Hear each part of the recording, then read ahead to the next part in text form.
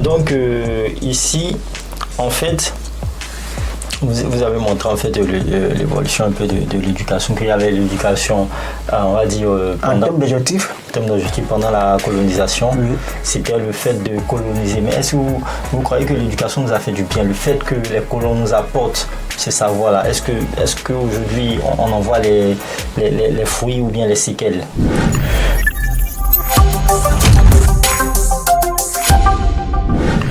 Mais moi, je ne conçois pas la chose sous cet angle, quand bien même que je respecte l'avis de ceux qui accuseraient l'éducation, qui serait venue donc de l'Occident, mais ce n'est pas ça véritablement qui me préoccupe.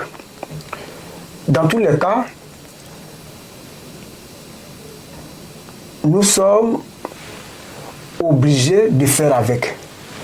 On a été donc colonisés. Aujourd'hui, il serait difficile pour l'Africain de rompre avec cette langue. Ce serait vraiment difficile, sinon ce n'est pas impossible. Et donc, ce qui nous intéresse aujourd'hui, c'est qu'est-ce qu'on fait pour adapter cette nouvelle culture à nos réalités. C'est là la question, il me semble. Voilà, qu'est-ce qu'on fait pour adapter donc cette nouvelle culture occidentale à nos réalités. De telle sorte qu'on assiste au moins à une très bonne combinaison au lieu d'assister à une acculturation. Là où l'Africain n'arrive plus donc à s'assumer et manifeste donc de la haine pour sa propre culture, pour son identité, au profit d'une culture qui ne répond pas véritablement à son organisation sociale. Voilà, voici là où on doit donc orienter. Voici comment on devrait réorienter la question. Que l'éducation occidentale nous ait fait beaucoup de bien ou beaucoup de mal, je pense que ça ne résout pas véritablement la question ou alors les difficultés qu'on vit en ce moment. Voilà, c'est comme ça que je pourrais répondre à cette question. Très bien. Aujourd'hui, alors, on est tous d'accord et il y a eu une régression au niveau de l'éducation. Est-ce que selon vous, est-ce que c'est le cas? Parce que quand nos parents, par exemple, nous racontaient par exemple les expériences d'avant, ils disaient que les livres étaient encore plus, enfin il y avait des notions encore plus dures. Il y avait ce qu'on faisait par exemple en 6e, on le faisait peut-être au CE2. Il y avait ce qu'on le faisait par exemple en 3e, on le faisait peut-être en 6e, que les programmes ont été dilués. Qu'est-ce que vous en pensez de tout ça? Et au niveau même de l'organisation de l'école et tout, il y a eu un peu une régression où les élèves n'ont plus de bons résultats et même ça se voit, le BEPC n'est plus, par exemple le bac probatoire, il a été supprimé. Voilà. Et donc est-ce que vous pensez vraiment que le niveau des anciens, voilà, de 1900 et quelques là, était plus fort que nous, notre niveau d'aujourd'hui, ou dans les années 2000 on va dire? Je me rappelle encore cette pensée de René Descartes qui dit que le bon sens est la chose du monde la mieux partagée. Oui, c'est ça. Le bon sens est la chose du monde la mieux partagée. Ça voudrait dire que les parents, les générations passées n'étaient pas plus intelligents que les jeunes gens d'aujourd'hui. Je ne suis pas sûr. Ah bon? Non, je ne suis pas sûr. C'est en cela que je dis que, puisque là, quand on parle donc du bon sens, on fait tout de suite allusion à la raison. Mais cette raison-là, elle est commune à tous, qu'on soit africain, qu'on soit européen, qu'on soit américain, on a cette même dose de conscience, donc de raison en chacun. Nul n'a plus que l'autre. Alors, si nul n'a plus que l'autre, à partir de quoi on peut donc conclure que l'autre était plus intelligent que moi?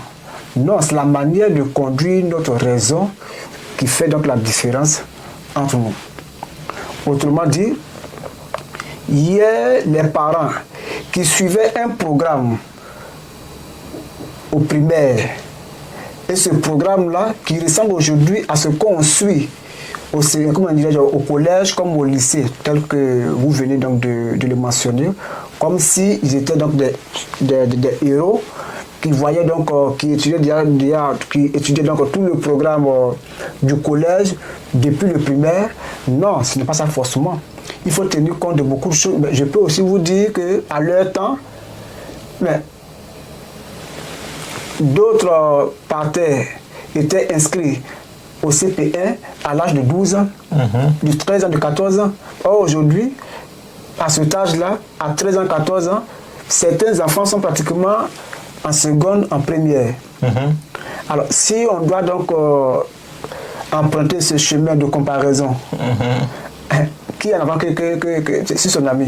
Je pense que c'est bien sûr, comme il dit, celui d'aujourd'hui qui, à l'âge de 13 ans déjà, est en terminale, là où celui d'hier, à l'âge de 13 ans, était aussi au CP1. Donc, je ne pense pas que ce soit vraiment une question de comparaison qui tienne. Ce qu'on peut retenir, c'est que chaque chose évolue. Hier, par exemple, c'était avec une certaine violence, avec des méthodes beaucoup plus difficiles, beaucoup plus rigoureuses qu'on enseignait, qu'on dispensait donc les cours dans les salles de classe et trucs. Voilà. On savait dans quelles conditions nos parents donc ont étudié, ont évolué. Aujourd'hui, les méthodes ont été donc revues, ont été donc repensées pour donc permettre aux enfants à l'âge de 5 ans, 6 ans, d'aller donc à l'école et créer les conditions pour les accompagner. Voilà, donc je pense que c'est ça. Mais en même temps, vous posez la question des conséquences, sinon des causes de la régression. Oui, effectivement, c'est un constat, nous le faisons tous. C'est vrai qu'on le regrette. Personne ne peut donc ne peut accepter et défendre la régression qui est aujourd'hui une réalité sous nos cieux. Mais je pense qu'on ne peut pas imputer ça à une seule entité. C'est ça aussi qui est aussi la vérité. On ne peut pas imputer ça à une seule réalité, d'autant plus que l'éducation était tout complet. Derrière la réussite d'un enfant, au CEP, au BEPC, au baccalauréat, se trouve un accompagnement bien organisé des parents. Donc l'enfant n'est pas le seul père de sa victoire, de son succès. Il y a également l'accompagnement des enfants. Non, autant pour moi, des parents, donc de la société. Voilà, donc si aujourd'hui on arrive à une telle régression, c'est parce qu'on a le sentiment que chacun de nous a démissionné. Chacun ne fait pas suffisamment ce qu'il était censé faire pour donc améliorer la société dans son ensemble. Mais en même temps, je n'exclus pas la responsabilité des enfants aussi. Mais je dis qu'il faut voir la chose bien au-delà. Les parents qui n'ont pratiquement pas assez de temps à concéder à leurs enfants du point de vue de leur éducation, du suivi même des études des enfants.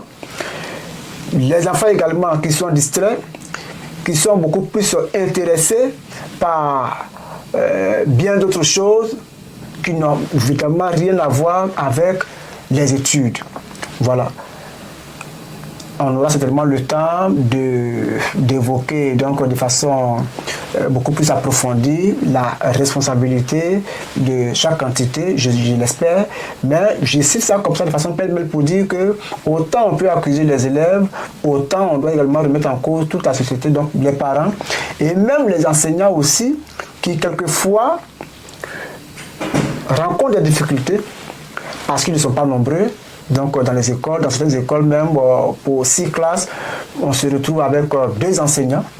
Donc il faut recruter donc des bénévoles dans le village. Mais comme on atteste du niveau de la formation ou de connaissance de ce bénévole, à qui l'on confie donc la responsabilité des enfants du point de vue de l'éducation. Il y a ça aussi. Comment on juge, ou alors il y a également la responsabilité aussi de l'État qui définit la politique éducative, qui met donc, comment dirais-je, à la disposition des enseignants le matériel adéquat pour pouvoir donc dispenser ou alors exercer leurs fonctions. Donc, il y a de part et d'autre des difficultés qu'on pourra donc énumérer si on en a donc l'occasion. Très bien. Oui.